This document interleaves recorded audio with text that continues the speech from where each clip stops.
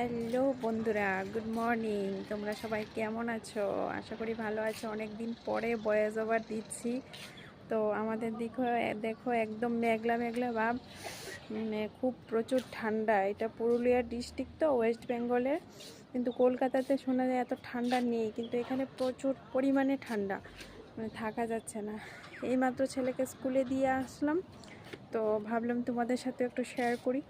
তো পুরো দেখো ঠান্ডা ওয়েদার, চারিদিক শুধু কুয়াশা আর কুয়াশা, মেঘলা মেঘলা হয়ে আছে। তো এইমাত্র ছাদে আসলাম, দেখলাম এখন দেখছি একটু বৃষ্টি পড়ছে, হালকা হালকা বৃষ্টি পড়ছে, লাগছে মেঘ আসবে, মানে ঠান্ডাও বাড়বে মনে হয়, এরকম লাগছে।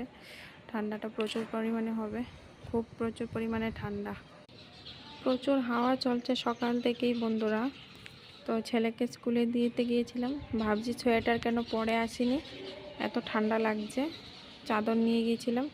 তো যাই হোক, তোমাদের বাড়ির দিকে কার কার এরকম ঠান্ডা প্রচণ্ড পরিমাণে নেমে গেছে, হাওয়া চলছে, অবশ্যই কমেন্ট করে বলবে। তো আজকের মতো টাটা, সবাই ভালো থেকো, সুস্থ থেকো, কারণ এখন ঘরে ঘরে সর্দি জ্বর থাকবে, আমার ছেলেরও আছে। তো সবাই নিজের খেয়াল রাখবে। টাটা।